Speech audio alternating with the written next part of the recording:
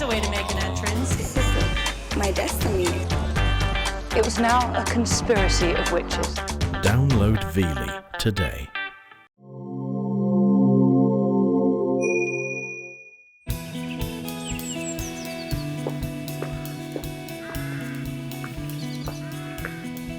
Welcome to the late 1800s. The arts and crafts movement is at the height of its fame, and a group of men and women are busy rewriting the rulebooks of design and architecture. They wanted to make everyday objects beautiful, and they left an impact on British design we still feel today. But make no mistake, this was about so much more than pretty wallpaper and embroidered cushions. These artists, architects and political thinkers were starting a revolution. Inspired by art critic John Ruskin and socialist designer William Morris, they hated the drudgery and ugliness of the industrial age. They wanted to turn the clock back to an age where a craft worker's skills were valued. These were principles not just for design, but for life. Bring joy to work, share knowledge, and make beauty accessible to all. From the 1880s to the 1920s, they spread their radical message across Britain. Art could help to end social inequality, which is a great idea, if you can make it work. To find out what we can learn from the arts and crafts movement, 6 21st century craftspeople are heading back to the world of the 19th. The crafters are going back to basics. They won't find computer-aided design or power tools here. In real life, we wouldn't be worried about it. We just put a machine, we'll go. Now they're spending a month together in a Victorian artists' commune. We're going to be up early, we're going to be in late. Yeah, okay. They'll be living the arts and crafts dream. Simplicity, fellowship, Thank you. and taking joy in work. As they remake this stunning house room by room, without tears or tantrums. You start off all being very nicey-nicey. As the pressure builds up, it's really hard to hide the real you. Can they recreate the beautiful objects and high ideals of the arts and crafts movement by hand? And will recapturing the spirit of the past bring fresh creativity to the crafts of the present?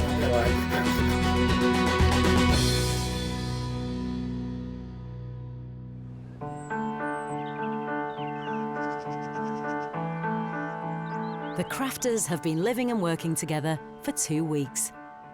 They've begun to relearn the skills of the 1890s artisans, rediscovering the tools and techniques at the heart of the arts and crafts movement. Transforming the parlour with product designer Ilse Parry's beautiful William Morris-inspired wallpaper. And the bedroom, where embroiderer Neve Wimpress created the judge's favourite item, an elegant bedspread.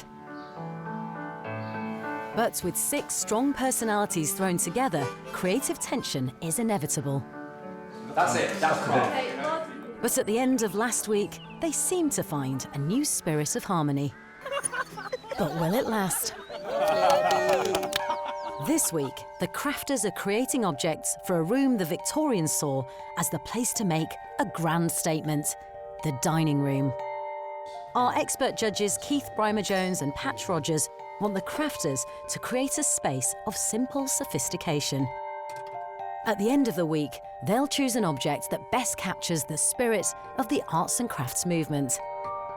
Its designers kicked out the fussiness of Victorian dining rooms in favour of a more minimal approach. Can our crafters do the same? Hello, everybody. Isn't this an amazing room? So the only solo build this week, and the last solo build full stop, is going to you, Rod. So, Rod, the first task of this week is to make a beautiful set of fire dogs. It's a very complicated piece. So it's going to be the elements that you pull from that piece that I'm going to be looking for. fire dogs are the iron brackets which hold logs in place as they burn on an open fire. Designed by Ernest Jimpson, this complex piece features detailing inspired by the 17th century. Jimpson was heavily influenced by nature, and the brasswork is based on a classic English flower, the carnation. Your eyebrows have gone higher up your forehead, but your eyes have lit up. What do you think? I think it's a big project, but it gives you such a lot of scope for some huge amount of creativity. Well, and why is that making you emotional? No idea. It's the idea that you're about to create something that could have such big meaning, or? I think it's... Yeah, come on, give him a hug. Come on, okay. No, I'm fine.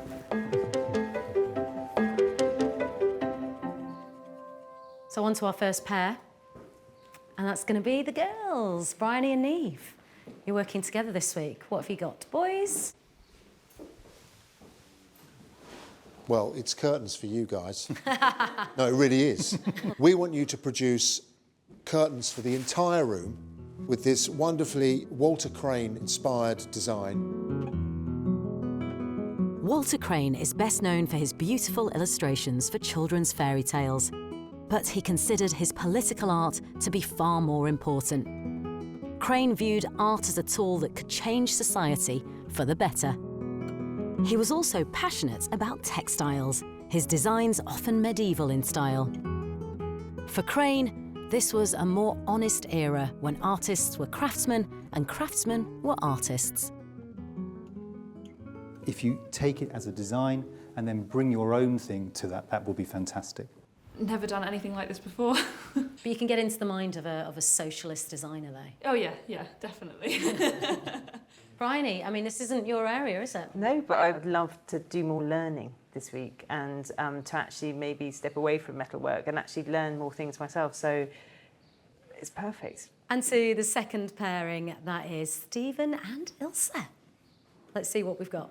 So the third and final task is this wonderful William de Morgan plate.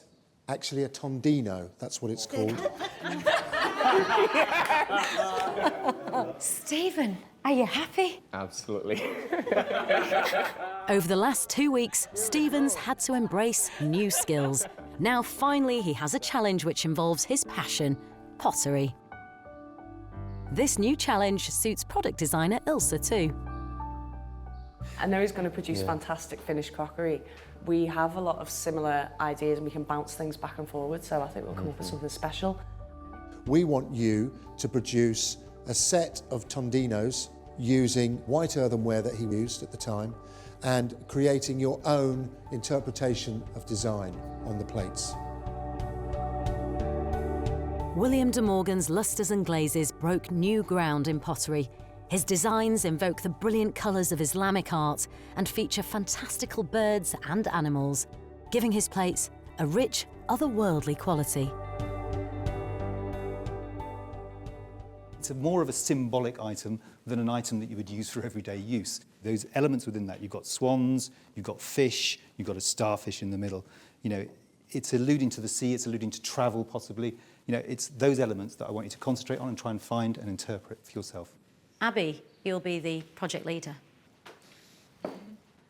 Wow, so there you have it. You know your tasks for the next week. You've only got a week to produce them. And of course, this is more about your collaborative effort now. It's about stepping out your comfort zone and it's about sharing your expertise and learning from each other.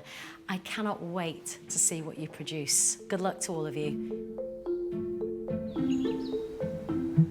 At the end of the week, Keith and Patch will choose which creation best represents the arts and crafts movement. In the library, the crafters can learn from its masters. They were meticulous in recording their working practices as well as their political ideology. Being able to research the writings and designs of Jimpson, Crane and de Morgan will give our crafters invaluable insights into the tasks that lay ahead. Whoa, that's a thick one. Hopes Hopes and fears for us. Over the last 2 weeks, the crafters have gradually become a more collaborative unit. They've put in long hours as they strive to live up to the ideals of the arts and crafts pioneers. we're all exhausted and we're trying to keep going with the energy, but you know, you can see in the evenings that people are just flagging and falling asleep where they're sitting. So it's been hard work. Could this be the week we walk into a room with unfinished items? It could be. I mean, you know, the fire dogs worry me a little bit. I mean, you're a bit worried about the plates and getting them done. I'm worried about Stephen's use of time, whether he uses the time correctly in order to get those plates made. And let's not forget the curtains. There's a lot of material there. There is a lot of material. For potter Stephen Winstanley and product designer Ilse Parry, it's their first time working together as a team.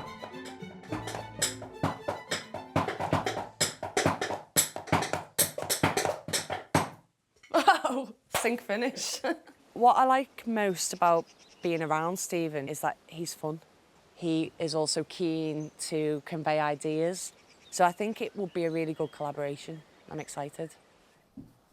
Oh, plans now. We're getting plans down. Plans for plates. The elements of the designs that William de Morgan did that make it instantly recognisable as one of his pieces. Cool. We can build that into how we stylize. But then you just look a little bit closer. Yeah. And where he had a starfish, we've got something completely different. Something modern.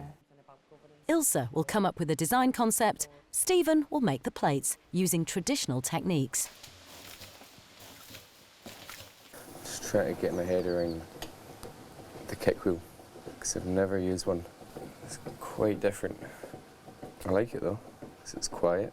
At home, Stephen's used to an electric potter's wheel.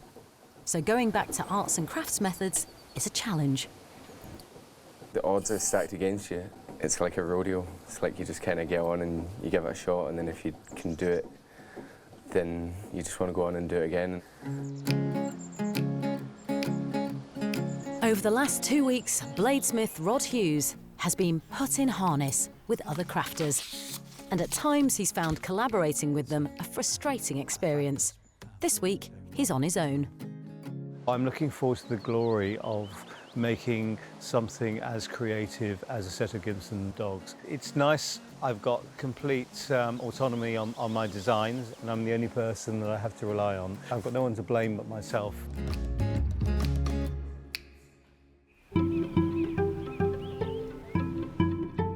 Niamh Wimpress is an embroiderer, Bryony Knox is a silversmith. Curtains aren't on either of their CVs. It's slightly daunting because we don't know the process at all, but in a way the good thing is means we're both on exactly the same page. Brilliant. And, so that's not a can't go, we can't go wrong. It can only be up from here. Yeah.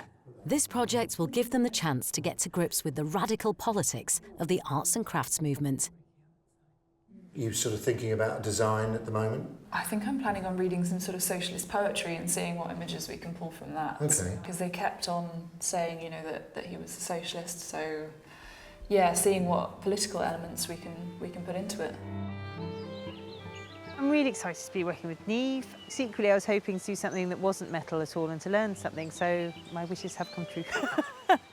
Bryony's going to be on the kind of technical side, working out what things are. I'm going to be having a look through political poems from the time to try and draw some imagery. The creative juices are flowing. The hard graft of actually making will start tomorrow.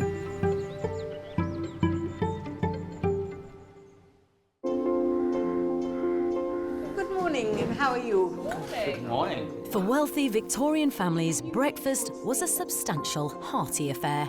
Our crafters certainly aren't going to go hungry. Now this is kedgeree, but it's a different recipe. It's actually called Florence Nightingale's kedgeree. Ooh, rye bread. I've had that since I was a kid. In previous weeks, Abby has completed 2 huge projects. In this third one, he's not making anything himself, but supporting the others, so it should be an easier gig. So I'm the team leader this week. So I've been thinking about how my role should be applied. There is a huge amount of talent between us that I was feeling that we can get much more benefit out of by hopefully being able to teach each other. Good idea. The idea behind all the various collaborations is that the crafters will learn new techniques and understand creativity in a new way, but time is tight. I can't believe it's been 2 weeks. The first week seems like a month ago. That seems like a lifetime ago. Trying to think about what other things I really want to get from this experience, what other things can we learn from each other, and what else can this wonderful house give? For Stephen, replicating arts and crafts decorative plates using traditional methods is a real education into the true nature of pottery. But throwing plates on a kick wheel is not easy. I'm really trying to get the form worked out in my head and see if I can get one that looks good. It might take however many attempts until I'm happy with it, and then once that's set, then that's me ready to kind of produce the plates. The technical side of it is going to be as much of an issue and as much of a challenge as actually the design as well. See, I don't want to just see a design, I want to see the technique coming through also. I've never done a plate before. If I can make enough of them, fingers crossed, we can test different things out on a couple and then hopefully pick 3 that work really well, because a lot of the time things don't work out, so backups are going to be pretty handy. The first hurdle Stephen needs to get over is creating the lip of the plate. It's a steep learning curve. Let's have to do the rim thicker. Let's do that one again. Ilsa's been thinking of design ideas, and she's come up with a suggestion she hopes might help Stephen overcome the tricky technical challenges he's facing. I've got an idea that might make your life a bit easier.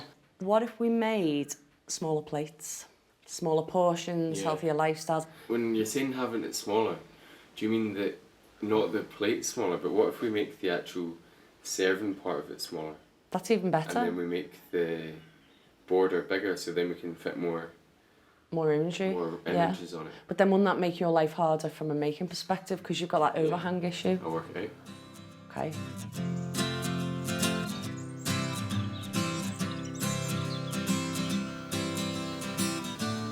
Rod's come back to the library to begin sketching ideas for his fire dogs.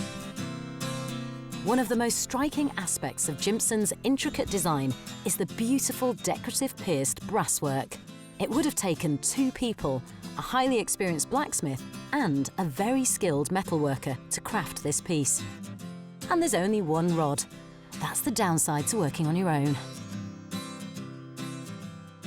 I have to rein in some of my slightly more exuberant ideas, but at the same time this is a showcase and we want to show some good things, so there'll be some sparks in there, there will be some interesting things, I hope. I think Rod was really blown away by these. Absolutely, I mean you can't slavishly copy this, it would take months to reproduce this. They are absolutely magnificent. They are like the holy grail of fire dogs.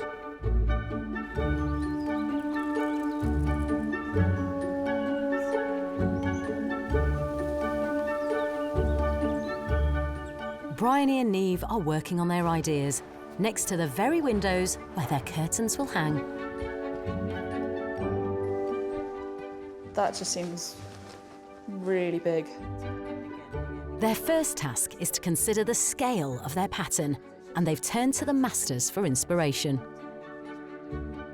So basically what I've been doing is looking through lots of the Crane and Morris wallpapers and tapestries and weavings that we've seen, just trying to work out how pattern is made up. The crucial challenge is to imbue the curtains with the spirit of Walter Crane.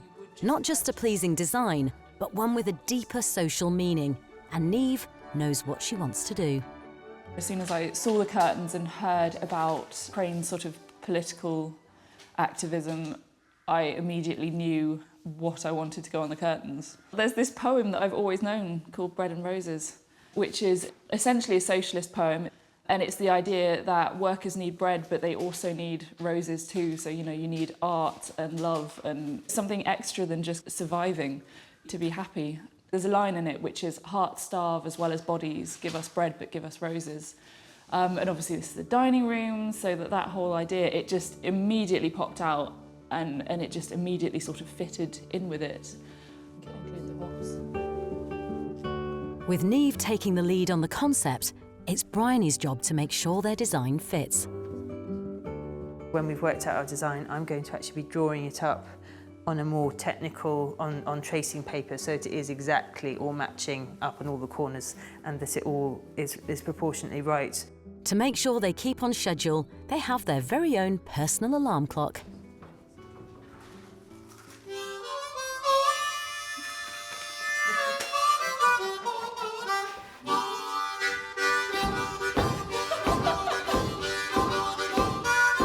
It's the screams! I don't think they've been invented yet. 11:30. Thank you, Debbie. Thanks, Abby. Oh, it's so nice to just have an injection of sunshine and a bit of a giggle.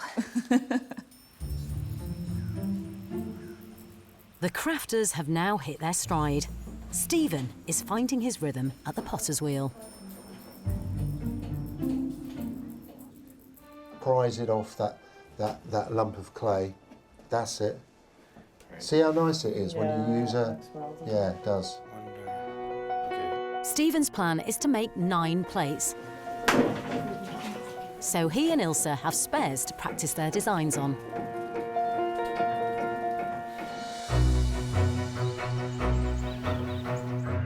Having done the design for his fire dogs, Rod is beginning work at the nearby Anvil Forge. As a bladesmith, he's experienced at making swords, but he lacks blacksmithing skills. So he'll be working with the guidance of Ross Smith.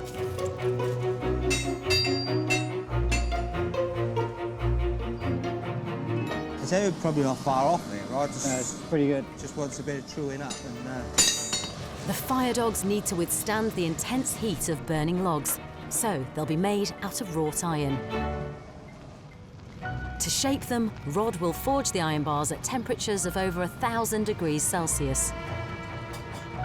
And we're using traditional blacksmithing techniques. We now need to put a bend in it, so a right angle bend. If we literally just heated it up and bent it round, it would be fine, it would work, but all of the back of the material would be squeezed down and it wouldn't look good. So what we are doing is we're adding some more material in, and then we are doing a right angle bend so the thing is nice and square. The simple iron skeleton will then be connected to the more ornate and decorative front panels. I think what's special about the fire dogs is the quality of the design work. It's the intricacy of the chasing on the front.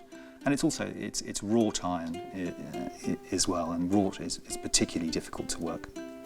The metalwork that Ernest Jimpson produced was not only beautiful, it breathed new life into the traditional skills of blacksmithing and helped to save what was at the time a dying craft. just need a crisp outside corner up a little bit. Yep, right there. Yes, you can see you've got an extra bit of width there. Oh, yeah. You can use that to... Yeah, squidge out. To sharpen it up a little. Okay. Tidy that up. Looking good, Rod? Yeah, that looks like a half-decent start. Yeah. I'm very happy with that. I think that's a good start. I'm hopeful that as we do each joint, then we'll get them right. And yeah, that's a good foundation.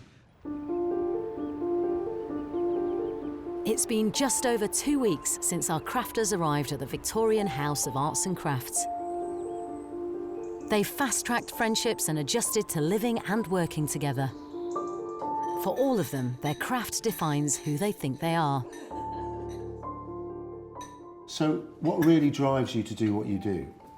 Perfectionism, ambition, focus. Right, These three that I sort of apply. The reason that I started doing it was because I used to suffer from panic attacks. Oh, okay. And so I use embroidery as a therapeutic tool. I feel like the group dynamics definitely changed. I think that we just now are finally understanding that we're all people. We've all come here, you know, with our own backstories in life and everything, and I think everybody is now finally understanding that. They all came to the house as individual crafters. They found that working together can be hard, but rewarding. I find collaboration such a great tool for pushing yourself and your art forward. Even us, we've been starting to talk about collaborating together in future. Yeah, I've had an idea for you and me, Abby. So here's to creativity. Cheers. Cheers. Cheers.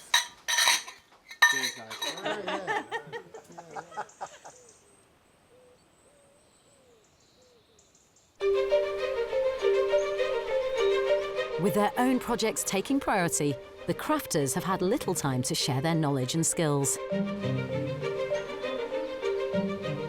But having been inspired by the others' stories, Abby is now making it his mission to ensure that they're all able to experience something new during their stay in the house. They end up very tired at the end of the night. I'm wide awake. Yeah, you look super awake. And they want to do something different, but there's not much energy left. So I'm trying to create that space. Abby's plan is for the crafters to all share their expertise with one another. Stephen is the first plucky volunteer. Stephen is going to give us at 8 a.m. a yoga course. So all of us gonna bring our blankets into the oak room, and we hopefully going to be doing a really nice yoga course.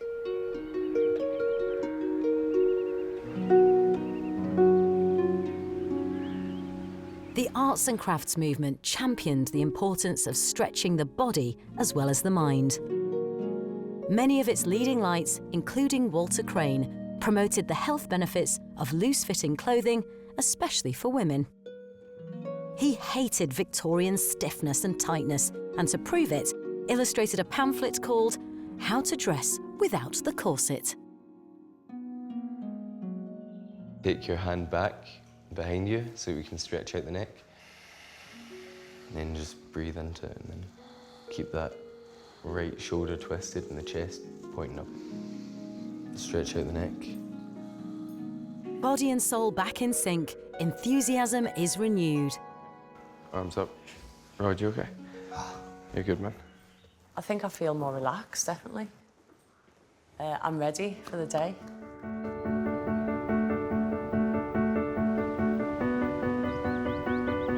Spending these past few weeks in these beautiful surroundings has been a source of inspiration in itself.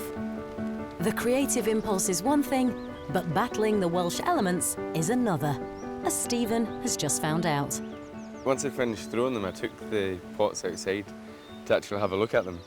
And then what I done was I chose the best 3 and I took them inside to trim them. And I got so kind of caught up with them that I forgot that all my spares and backup pieces were sitting outside in the rain. Now I've just got the 3 main ones, and there's absolutely no room for error right now. Instead of having several plates to practice on, Ilse will now need to get her design work right first time. Does mean that I have to be super careful in doing the glaze in case I make a mistake and there's no spares. Admirably, Stephen and Ilse are taking this setback on the chin, but Keith doesn't share their lack of concern. What's going on? What's going on? I put them out in a line to pick the 3 best ones. Right.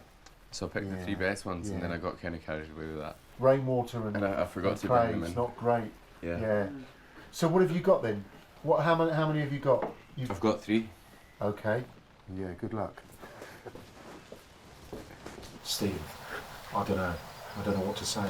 I mean, he's really up against it now. He's only got 3 plates left, and they're in the kiln now. I really want to see Ilse be able to decorate these plates. That's if there's something to decorate. Spares or not, the next stage is to mix the glazes. It's the same recipe that William De Morgan has. It's this coloured glazed finish that makes De Morgan's ceramics so vibrant and so distinctive. The colours in here are really nice, because you can see the red iron getting broken up, and it's almost like when you're mixing paint. William De Morgan spent a lifetime perfecting the techniques of his craft. He studied the chemistry of glazes, experimenting with different methods of firing, knowledge that's come down to us today. He had famously high standards. If he didn't like the look of one of his creations, he'd simply smash it into pieces. Stephen doesn't have that luxury. He only has 3 plates to play with. He really needs to get the glaze right first time round.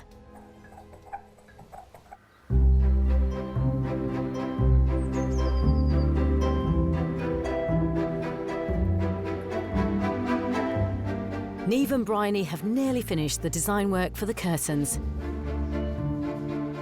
Now they have the painstaking task of transferring it to graph paper. We've got a long stretch of turning all our design into painting all these tiny, tiny, tiny squares one by one. This technical drawing must be absolutely exact, as it's what the mill will use to scale the design up and make the correct amount of fabric.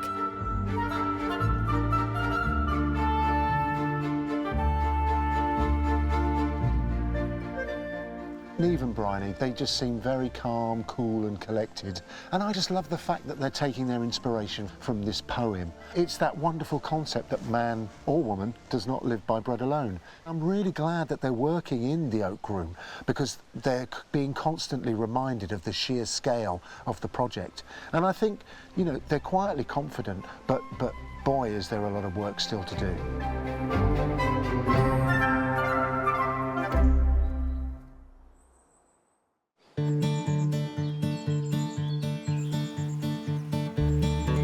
Day number 20 begins, and it's a beauty.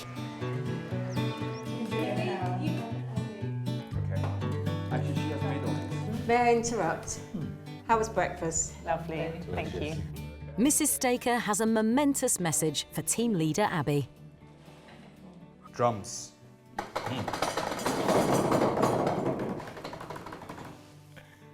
Dear crafters, poetry and literature was an important part of the recreational life of the arts and craft movement.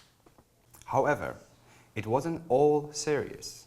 They had a sense of the absurd and liked a bit of silliness.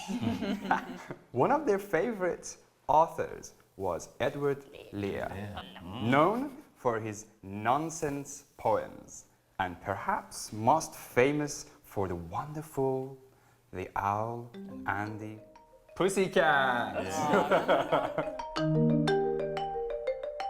Edward Lear's best-known creation was hugely popular with the Victorians, who loved to stage their own do-it-yourself dramas based on poems and stories.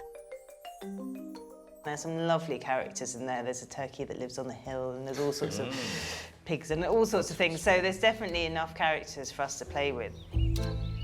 In what is already shaping up to be a very busy week, the crafters will need to make time to rehearse their own production of the poem.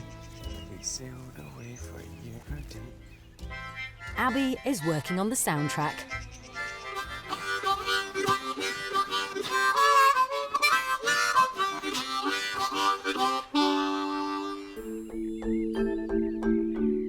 But for now, it's back to the day job.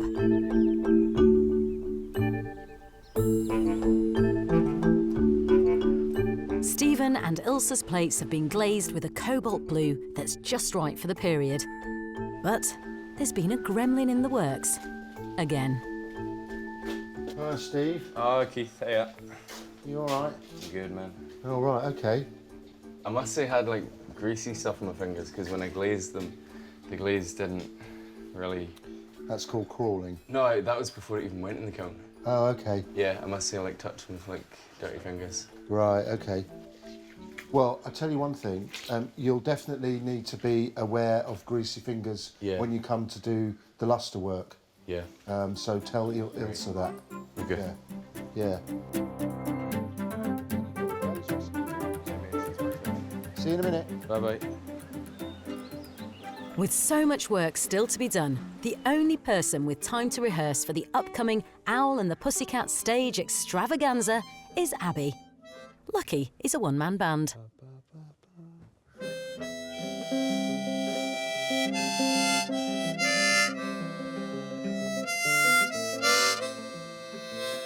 So I made a song for it last night. It has a sense of romanticism and quite of a rhythmic. So if you can clap with it, and it has a really good rhythm to it. So it's very exciting, and everybody likes the song. So to the point that everyone was whispering, I said, okay, that's a successful song.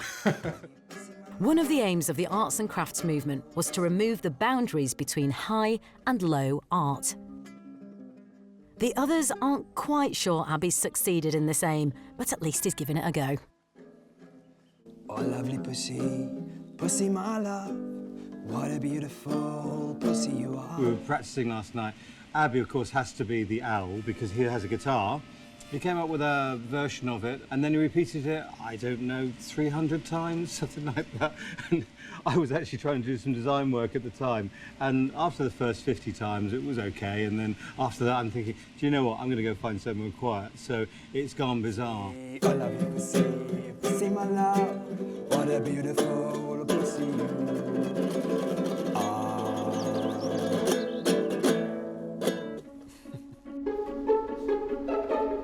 Ilse is now ready to transfer her design onto the Tondino plates.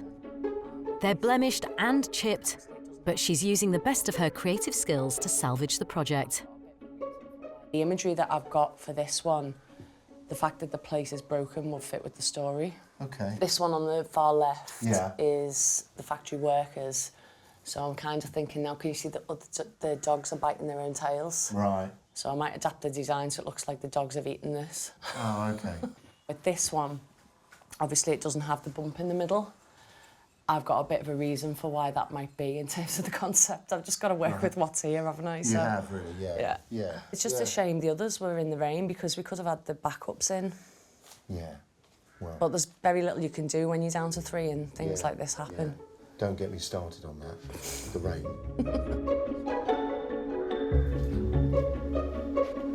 Neither Ilse nor Stephen have painted plates before, and china painting is a skill that takes years to master. They only have an afternoon. They're hoping some clever design tricks might still save the day. Try and position it so the dog covers that. But then, hang on, let me see. And then that dog there, these two. Yeah, make that big. Or just leave them as they are and just bring their heads up here. Okay. To be biting a chunk out of the side. Right, okay. See what I mean? Yeah, sounds just a bit of humour. Okay. Got it? Sweet, yeah, I got it. Sure.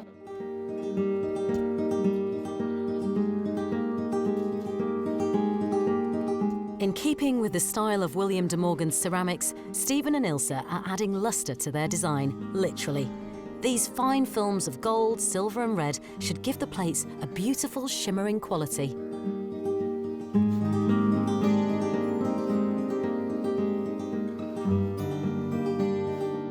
With their design work done, Bryony and Neve are finding out more about the arts and crafts' emphasis on nature and sustainability.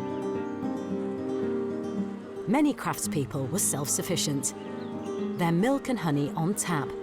But living in the countryside wasn't just a lifestyle choice. It was also an ideal. The idea of moving out to the country for the arts and crafts people, the countryside gave them the cleanliness, the clean air. It gave them the inspiration with flowers and trees, and it was a great place to apply your craft, and it was a great source of inspiration. Bryony and Neve are getting their own taste of the good life. Local beekeeper Gareth Baker has come along to harvest the honey.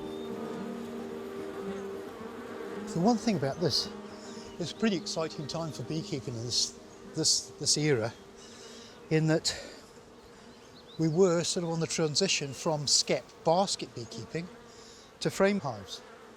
So in Victorian terms, that was the latest technology. Look at their little faces. With the combs gathered from the hives, it's time to try their hands at extracting the honey, using traditional methods, of course. Really tiring. That's it, that'll do.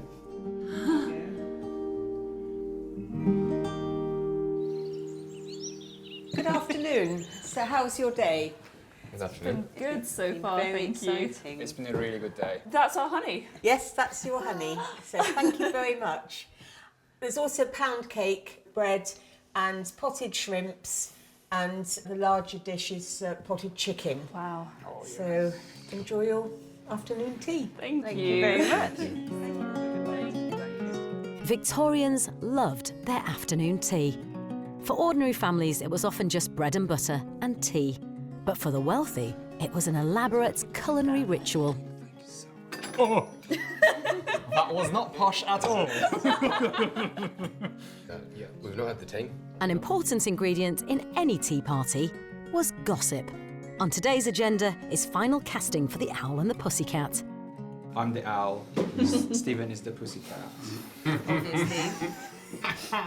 It's gonna be hilarious. It's gonna be nuts. You be the storyteller. Yeah. I think. And so we need a pig. Piggy. And a turkey. And a turkey. Rod is far too busy for afternoon tea. He's finished the first leg of his fire dogs, and Keith has come along to inspect the fruits of his labours. These are the dogs, so that's the back. I see, yeah. That's there. And this is the big, important piece. Wow. Okay. And that goes in there. So that is the main structure of the fire dog. As you see, I've done a little bit of interpretation. Yeah, fantastic. Rod's next challenge is to begin work on the decorative design. It's this pierce work which gives Jimpson's fire dogs their distinctive look. It's this that Rod's trying to emulate. Well, pierce work is basically just cutting holes in things, but it's using a very, very fine blade. It's so thin you can hardly see the teeth.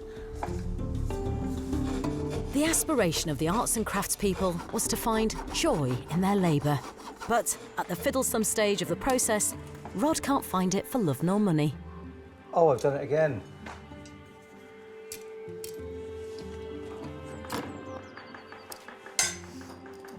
So that's the third blade I've broken in the same place, the same time, without making any cuts at all.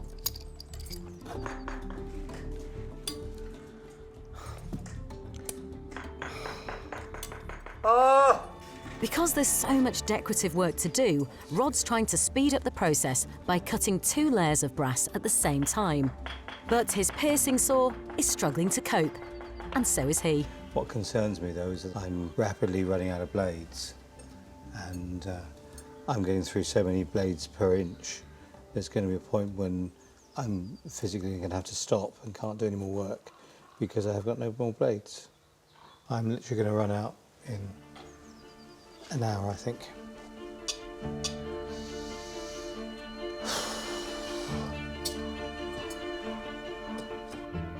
The crafters are all finding out how tough making objects by hand really is. The arts and crafts pioneers did too. And in fact, many items, especially textiles, ended up being manufactured on a larger, more precise scale. Bryony and Neve have come to see for themselves just how much machinery is involved in making their curtains a reality.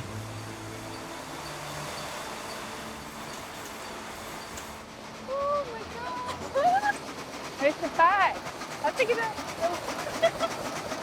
Oh, well done! It's so exciting seeing it come round. It's also quite nerve-wracking because we know it so well, but I was thinking, has the wheat come out as we'd expected? And Yep. say, like, the bees are there, and then it rolls a bit more, and how's that there? And I can't wait to see it on a grand scale. This traditional mill in Suffolk dates back to the arts and crafts era and produced some of William Morris's most famous designs, many of which are still in their archives. Looked after by textile historian Dominique Kaplan. This is actually an original artwork, similar to the first process that you did. This is all hand painted, and this is how they started to get a sense for the design that they were going to do. A really lovely example of arts and crafts. They've got this dark background, and then they're keeping the pattern, but also the colours very organic. And at the time, Gainsborough was weaving all sorts of qualities, as well as cotton, silk, and wool.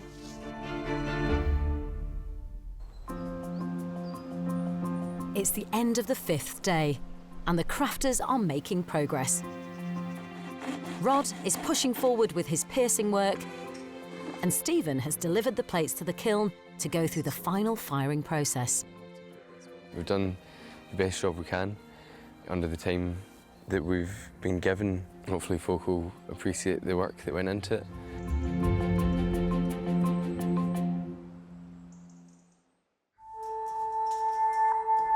It's our crafters' final full day. Well, this is sort of the calm before the storm. We've got up relatively early. I made everyone breakfast to try and get them prepared for what's going to be a crazy day. So how are we going to work this today? Because there is so much that needs to be done today. Yeah. Can I possibly beg Bryony? I kind of need Bryony and Ilse, if you can spare them. But Stu said is the forge in 15 minutes. Rod began this week excited to be working on his own, but with so much still to be done on his fire dogs, he's had to turn to his fellow crafters for help. I feel happy that Rod has asked me to help him with his project. And in fact, we had a heart-to-heart last night for a few hours, and we've learnt a lot about each other from that. We've had time to maybe talk and get to know each other a little better. And I think genuinely any of our friends would help any of the other friends in making their piece.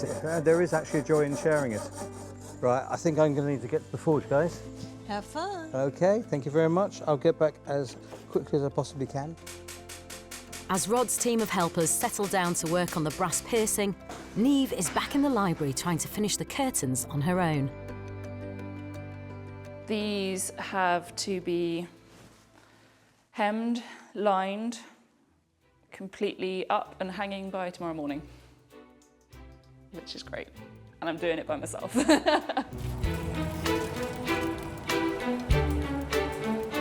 Back at the forge, Rod is completing the iron framework for his fire dogs.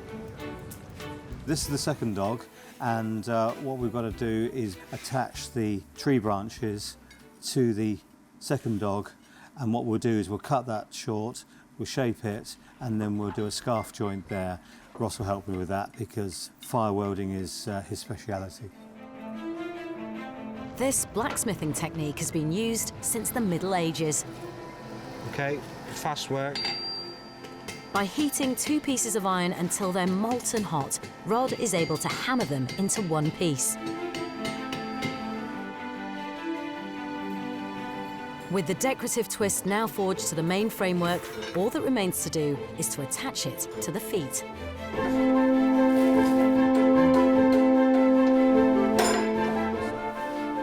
Straight down, Rod.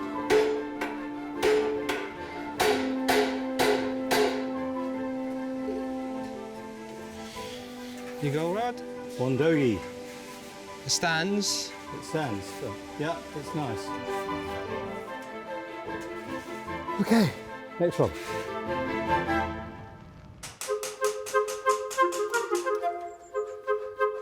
Rod's fire dogs are certainly coming together, but they're a long way from being finished. Bryony is working on the detailed chasing of the metalwork, while Ilse is still cutting out the patterns. God, these corners are crazy. Ilse is trying a shortcut.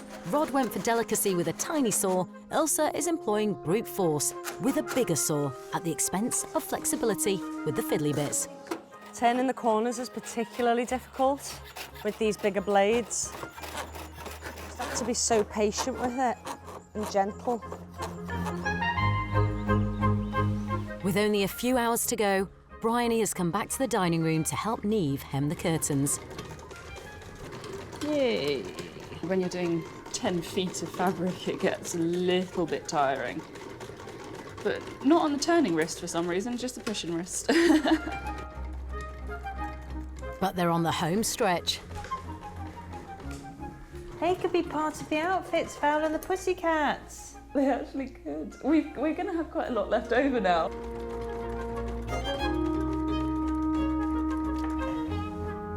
That's not bad. Nice. Darkness falls, and there's still an awful lot yet to be done.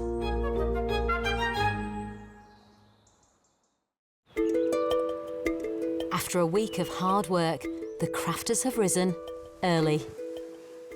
We were up fairly late last night finishing them off. There is a lot more that goes into curtain making than any of us realised.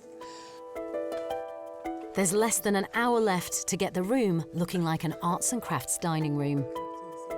4 days ago, they, you know, were just an idea in our head. Like, nothing about these curtains existed 4 days ago. And now they're being hung up. Like, that's amazing. And slightly mad. Ilse and Stephen's plates have come back from their final firing at the kiln. The best laid plans. What the actual hell? Hasn't Has that been worked, has fired? it? I don't know. It hasn't stuck.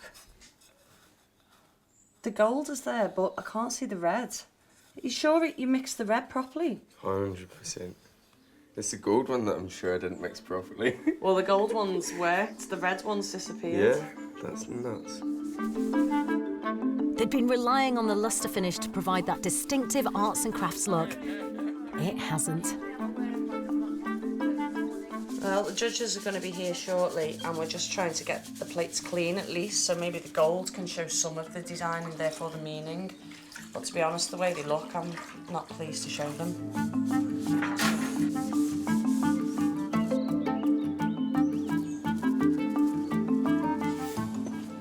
Thanks to the help of his fellow crafters, Rod's fire dogs are finished and ready to be moved into the house.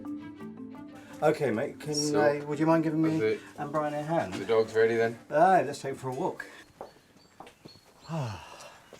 I'm happy as I can be, but it's been a long couple of days. The judges approach. The dining room has been transformed.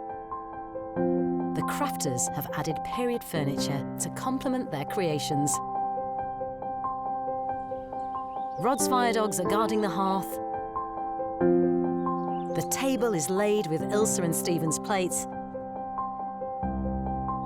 And Bryony and Neve's curtains frame the windows. It's now down to Keith and Patch to decide which best captures the spirit of the arts and crafts movement.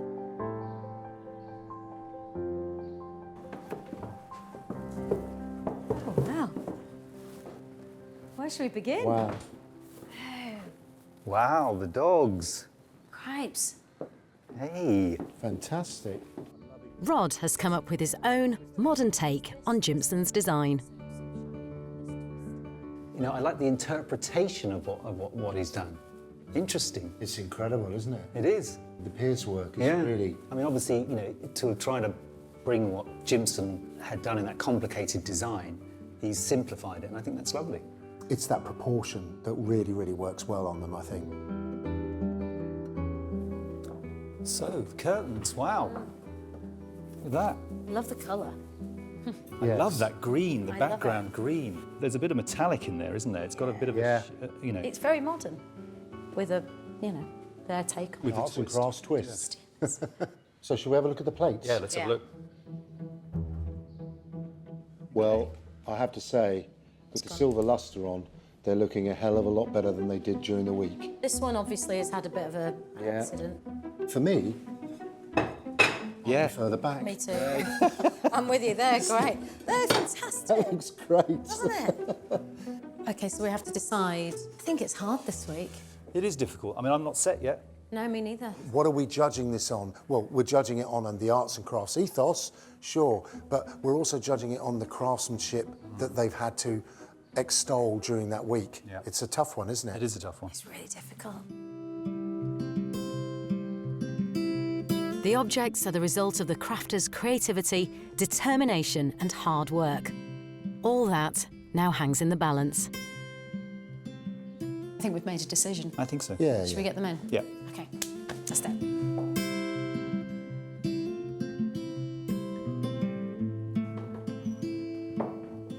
Hello, gang. Hiya. Come and join us. Oh, smiles on their faces. That's good.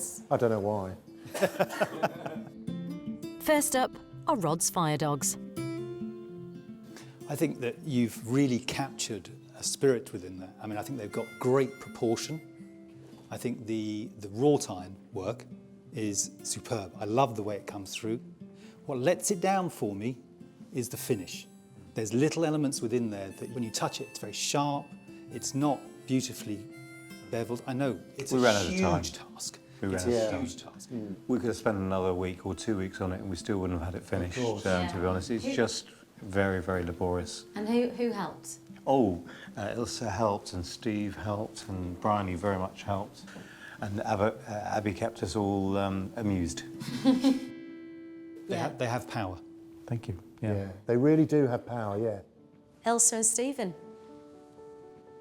Your Tondino bowls. Elsa's grimacing a bit. Come on, Elsa, let it out. Come on, yeah. Well, for me, the week was a lot of fun. Working with Stephen was lovely. It was difficult at times.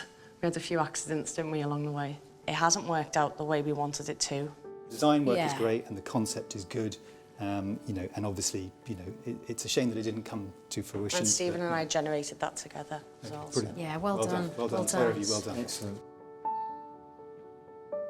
Neve and Bryony. Little girl gang. Tell us about these gorgeous curtains.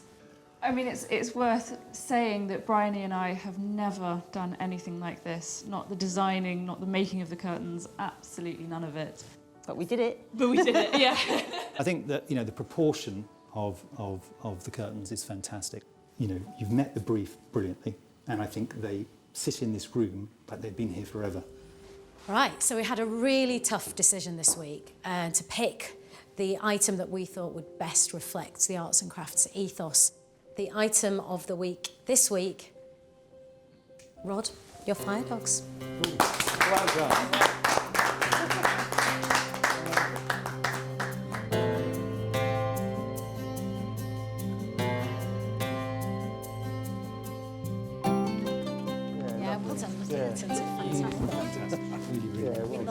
And so, as the sun sets on the final day of week 3, the crafters can swap their saws for song sheets, ready for the world premiere of their spectacular, no-expense-spared rendition of that much-loved Victorian classic, The Owl and the Pussycat.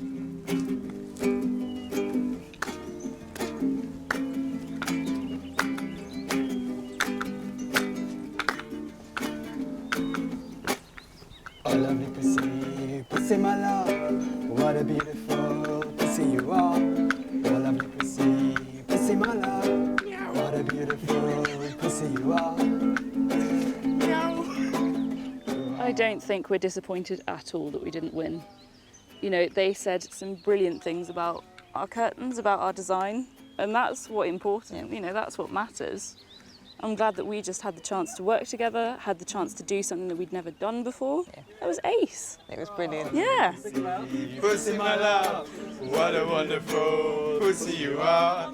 Oh, pussy, pussy my love, what a wonderful pussy you are. I wanted my piece to be appreciated, which it was, so yes, that was very emotional. That was very good. But no, probably more so, I think, would be the friendships that we've created.